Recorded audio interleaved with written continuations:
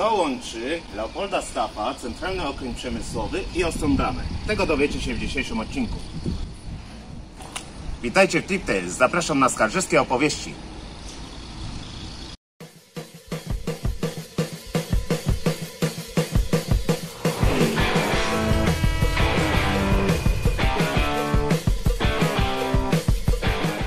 Naszą podróż zaczynamy od Rejowa, najpiękniejszego zabytkowego osiedla w Skarżysku Kamiennym.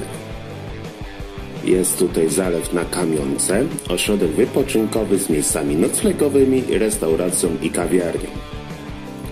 Oraz można zobaczyć grobla, kanały przepustowe i pozostałości Wielkiego Pieca, świadectwo hutniczej przeszłości i rozwoju tej ziemi.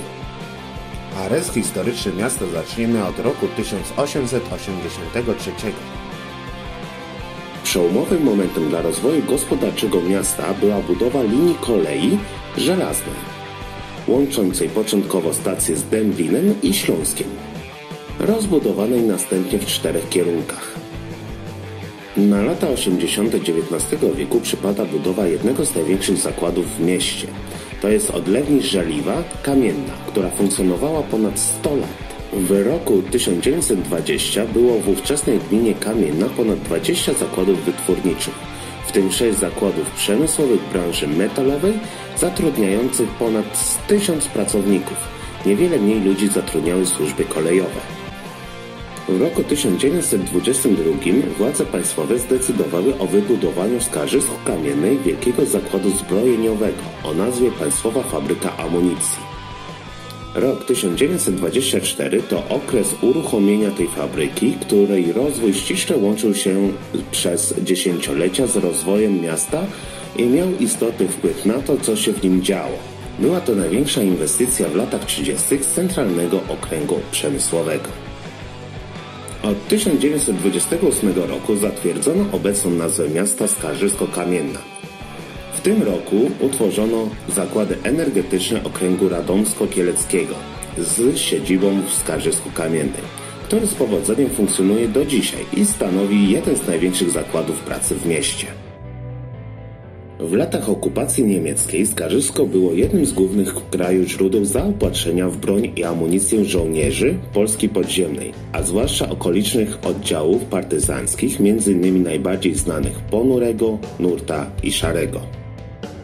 Niestety stało się również miejscem eksterminacji ludności polskiej i żydowskiej przez Niemców. W obozie przymusowej niewolniczej pracy zorganizowanym na terenie zakładu nr 2 Państwowej Fabryki Amunicji, tzw. Hasagu, wymordowano około 25 000 osób. Do tych miejsc ciężko dotrzeć dzisiaj poprzez wojskowy charakter produkcji Besko. Niewiele osób wie, że był tu obóz koncentracyjny i ludzkie ciała płonęły pod gołym niebem.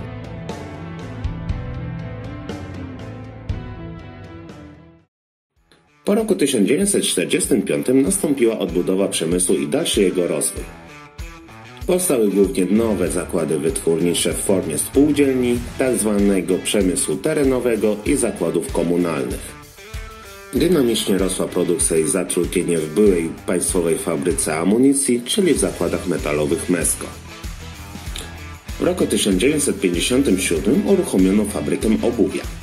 W latach 1966-68 zelektryfikowano węzeł PKP, a w latach 70. to dalsza rozbudowa i modernizacja przemysłu w mieście. Lata 80. to przede wszystkim budowa olbrzymiej stacji rozrządowej na węźle PKP. I jak mówiono w mieście kolejarzy, był olbrzymi potencjał zatrudniający znaczną grupę pracowników w różnych dziedzinach kolejnictwa. Zmiany ustrojowe i gospodarcze ostatniej dekady lat 90. miały istotne znaczenie dla potencjału gospodarczego Skarżyska Kamiennej. W dotychczas dominującym związanym z tradycjami miasta przemyśle metalowym, obuwniczym, energetycznym oraz kolejnictwie stopniowo zmniejsza się rola największego pracodawcy na rzecz małych i średnich przedsiębiorstw, które łącznie zatrudniają zdecydowaną większość ogólnej liczby pracujących. Poznaliśmy historię miasta, czas poznać jego atrakcje.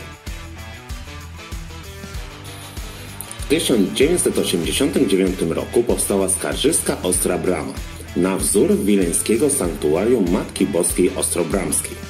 Licznie przybywają tu pielgrzymi z kraju i Polonii, a w 1995 roku Matka Boska Miłosierdzia decyzją Jana Pawła II stała się patronką miasta. Plenerowy zakątek pamięci Leopolda Staffa w parafii Świętego Józefa na ulicy Legionów. Tu wielokrotnie gościł Leopold Staff z żoną i psem. Tu rosną wysokie drzewa oraz srebrny świerk z tamtych czasów, pod którym ustawiono ławeczkę. Symbol ulubionego miejsca rozmyślań i odpoczynku poety. W plenerowym zakątku znajduje się również postument z popieściem Staffa. Kościół pod wezwaniem Najświętszego Serca Jezusa w Skarżyskiej Kamiennej. Wybudowany w 1923 roku według projektu Józefa Dziekońskiego z Warszawy. Kościół jest w stylu neogotyckim. Jest budowlą trzynawową z transeptem, wspartą na 4 filarach i 2 półfilarach. Posiada sklepienia krzyżowe, od frontu ma 2 wysokie wieże. Oraz Muzeum imienia Orła Białego. Jest to drugie co do wielkości i ilości eksponatów muzeum wojskowe w Polsce. A można tutaj zobaczyć takie modele jak ORP Odważny. Jego konstruktorem był Dionizy Wiśniewski, pochodzący z tego miasta, a w 1972 roku został już zbudowany, a rok później został wprowadzony do służby.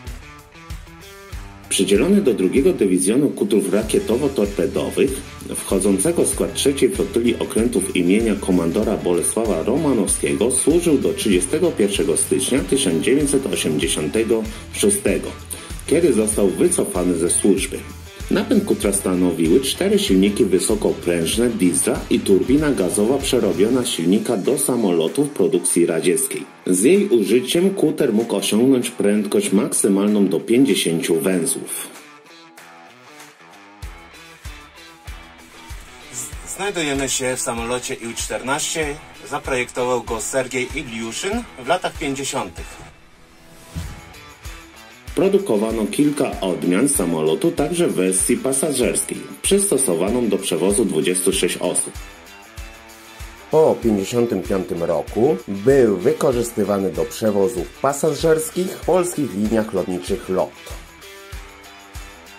Łącznie w Polsce znalazło się 13 egzemplarzy zbudowanych w ZSRR i NRD, które do początku lat 60. obsługiwały linie zagraniczne, a następnie po przebudowaniu na 32 miejsca zostały skierowane na linie krajowe, na których latały do 1974 roku.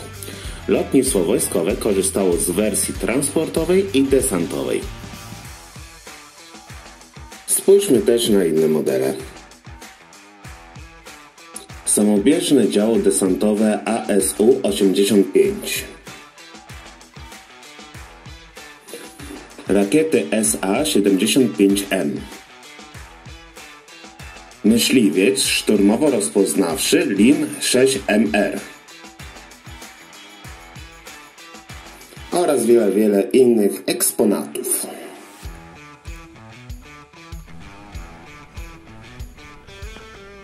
I w sumie to by było na tyle. Dziękuję, że odbyliście ze mną tą podróż. Jak się podobało, to dajcie łapkę w górę, zasubskrybujcie kanał i dajcie komentarz. A jeżeli chcecie więcej informacji, to zapraszam na Instagrama i fanpage'a. A ja lecę do kolejnego miasta i widzimy się za tydzień. Trzymajcie się. Cześć!